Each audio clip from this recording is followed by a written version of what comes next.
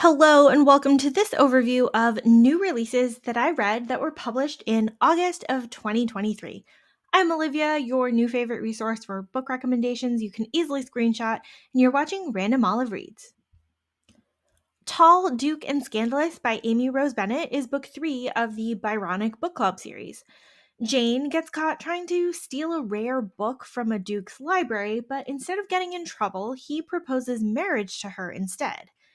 Christopher is the newly inherited Duke with a reputation for throwing debaucherous parties, but really he's hiding the fact that he has had an assassination attempt that left him unable to recognize or remember the faces of the people around him.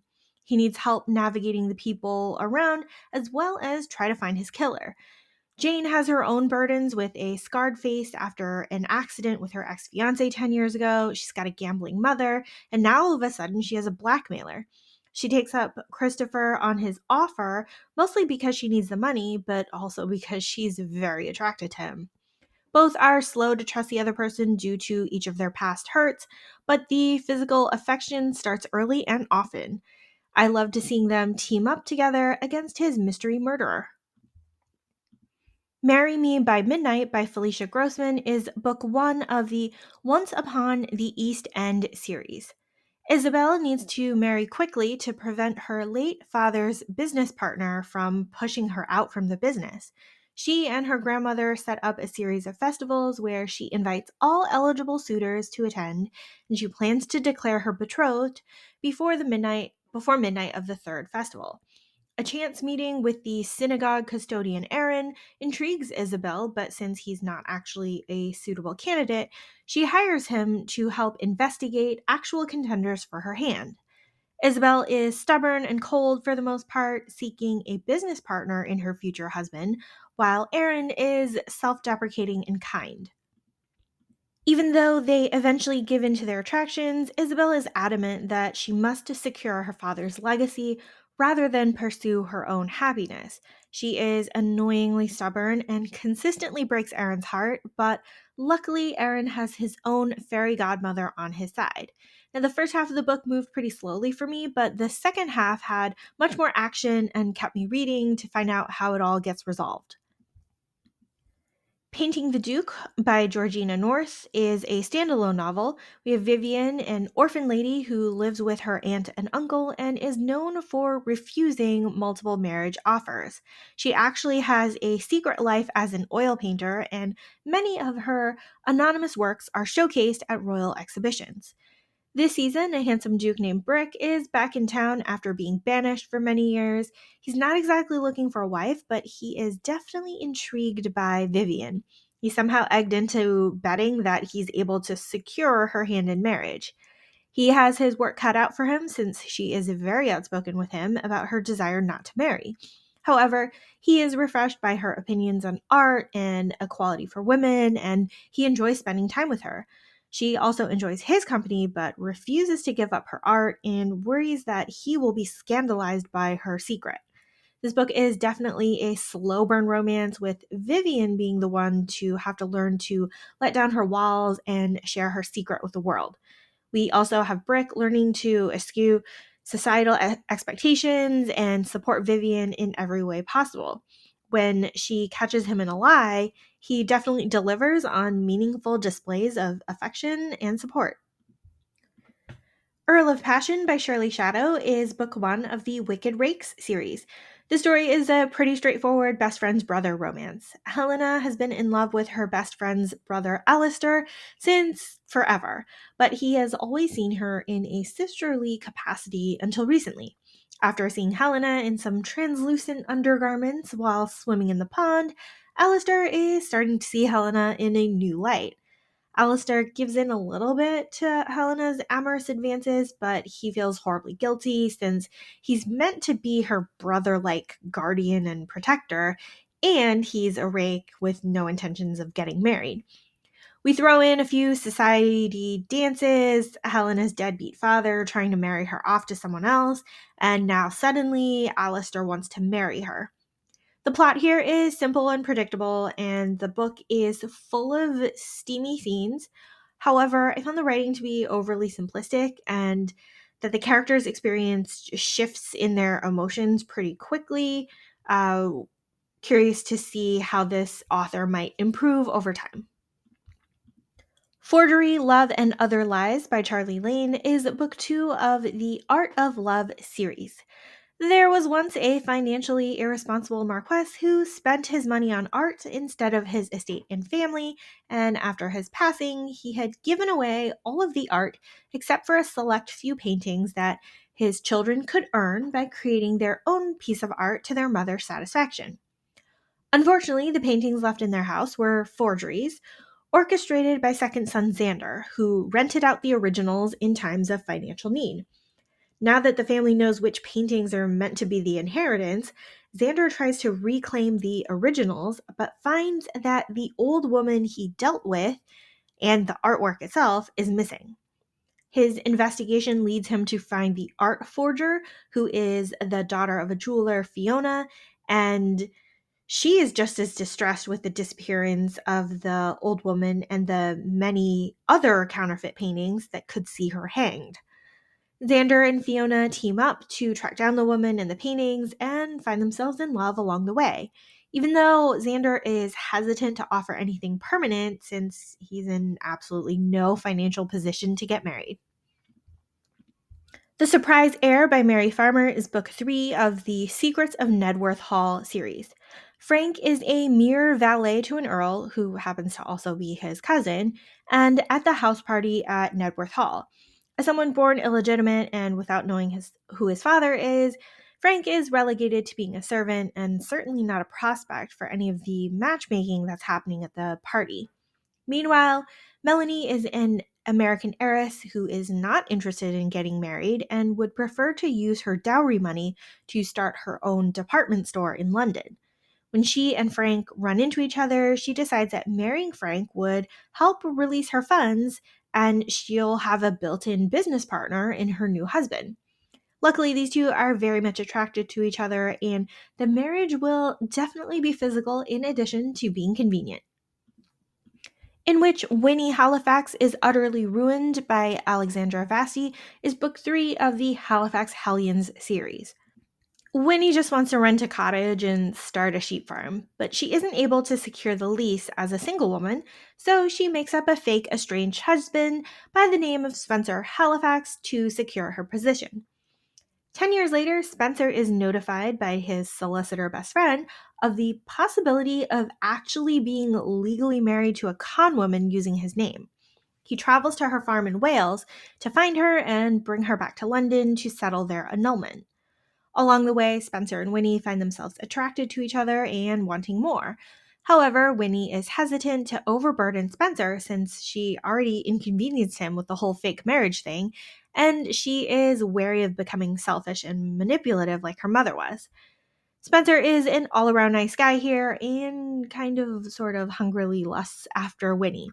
This book is humorous and steamy in all the best ways, and we get to hear about Margot and Matilda's respective exploits from Spencer's point of view. This was one of my favorites of the month and an excellent addition to the Halifax Hellion series.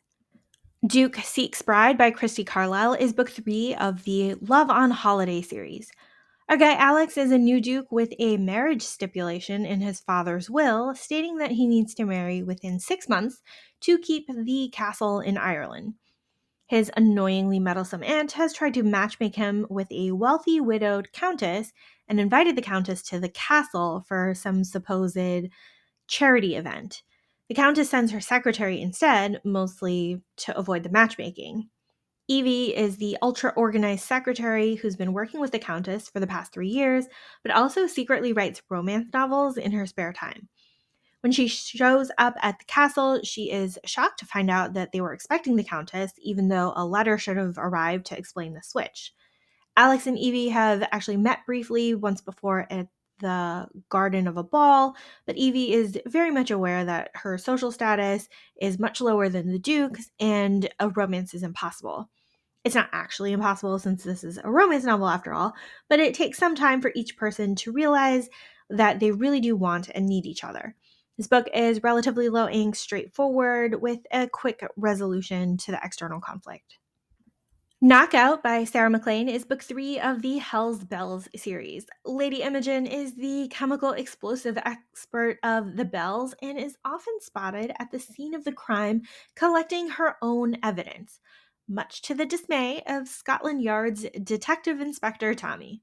While these two aren't exactly teaming up, they're both trying to solve the same crimes and keep running into each other. At some point, Tommy is tasked with finding an Earl's missing sister to keep himself in line with a promotion. That sister, of course, is Imogen, and she's not really missing at all. Throughout the book, Imogen is the pursuant, and Tommy is the one who hesitates due to his social station, or lack thereof. But Imogen's self esteem takes the rejection much differently. Once they do team up, the sparks are well worth it, even though Tommy will have to decide whether to trust Imogen and the rest of the Bells or the side of police authority. This is another excellent book in this series with women fighting for themselves and their rights. An Earl to Remember by Stacey Reed is book 2 of the Unforgettable Love series. Georgiana is an impoverished orphan caring for her 3 younger sisters, but hopes to make a living as a fancy chef to aristocrats. When she gets the opportunity to cater an Earl's yacht party, she's excited at the prospect despite the Earl's scandalous reputation. However, an argument aboard the ship leads to Georgiana being sent home without proper payment. Sometime later, our rakish Earl Daniel somehow falls off the ship and is recovered along a shore near Georgiana's village with no memory of who he is. He vaguely recognizes Georgiana, and to prevent further scandal, she claims him as her husband.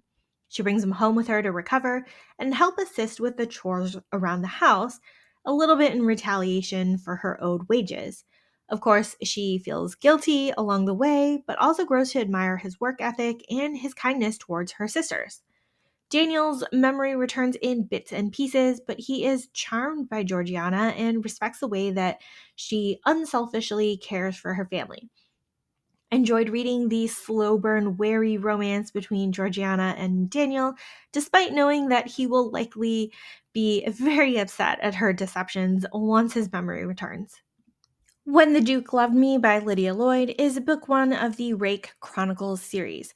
If you enjoy historical romances that involve a mystery or quest, this will definitely be one for you. We start with a garden tryst that ends badly when a Duke's heir and country miss find out that the person that they're trysting with is a longtime family enemy due to prior scandal. We jump 7 years later to find that John, the new Duke, is stuck executing an arduous component of his father's will, and in order to prevent the scandal to be heaped upon his sister's reputation, he kind of has to follow through. He needs to find his father's former lover and give her an annuity to fulfill the will and save his sister's dowry. John needs the help of the woman's niece, Catherine, who has also borne the brunt of the old family scandal and now lives in poverty with a different family of a baronet.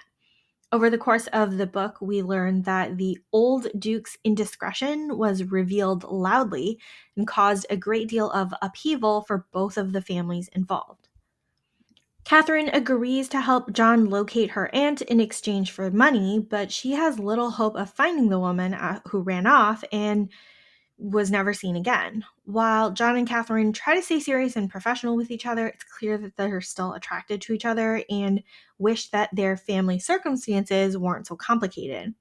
I really enjoyed learning more about the past scandal as bits and pieces of history unfolded as these two try to locate her aunt. Everything tied together pretty well and was really interesting to uncover. And of course, the steamy romance between John and Catherine was exceptional. A Duke's Guide to Romance by Sophie Barnes is book 1 of the Gentleman Authors series.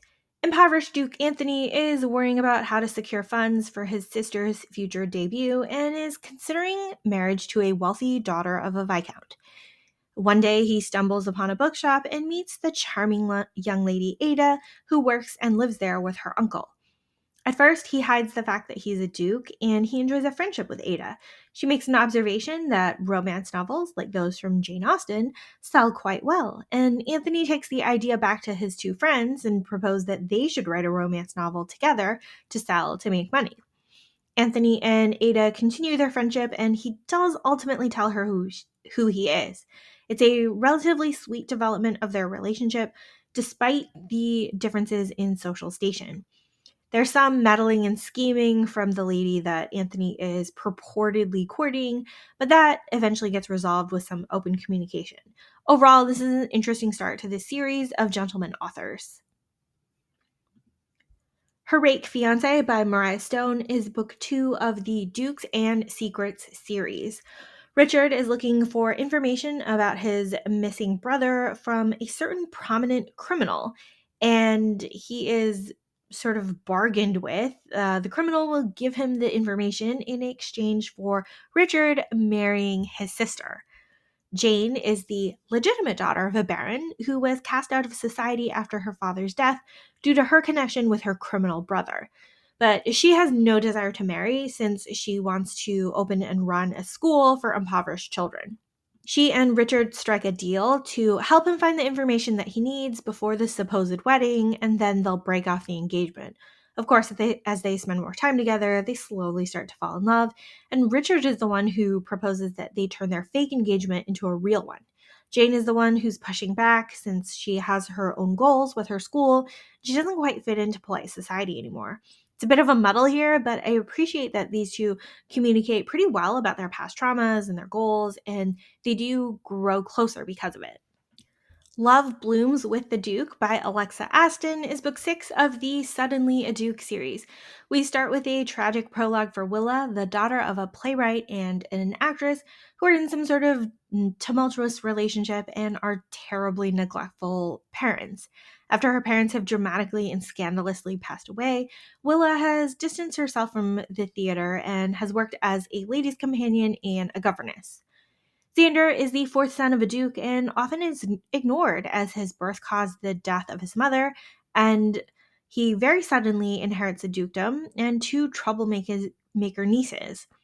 In the search for yet another governess, he runs into and hires Willa for the job. While Xander was previously an indolent rake, he has taken up his responsibilities quite well and dedicated himself to the care of his nieces. In getting to know Willa and her teaching strategies, he grows even more impressed with her and sets his mind on making her his duchess. Willa is wary of the former rake due to her past poor experiences with employers and wants to avoid his company to try to avoid temptation. However, we can see how much Xander has turned into a responsible duke who loves his newly built family. Not all is perfect, since Xander has yet to realize Willa's background in the theater, which could reignite scandal and scorn. The Duke's Daring Bride by Caroline Lee is book 4 of the Surprise Dukes series. Alistair is a reclusive duke who does not speak, but makes his case in the House of Lords through letters and support documents. At night, he stalks the streets, fighting crime as the Dark Knight. One night, he saves Olivia from ruin while she's out there looking for a story that might save her newspaper. One of her investors just happens to be Alistair, and she shows up at his house the next day to ask him to reinstate his financial support, not knowing that he was the Dark Knight who saved her. He decides to propose to her in exchange for the newspaper support, mostly because he needs a wife, but does not want to go out into society to acquire one. These two enter into a marriage of convenience, but have an instant attraction for each other. It's fun to read about Olivia integrating into Alistair's boisterous family. He's got a meddling mother and two quirky younger sisters. Of course, we also get a slow progression of Alistair and Olivia learning to trust each other and fall in love. Thank you so much for watching this video. Links to all of these books are in the description box. Like and subscribe to get updates of future videos, and you can follow me on Instagram at randomolive.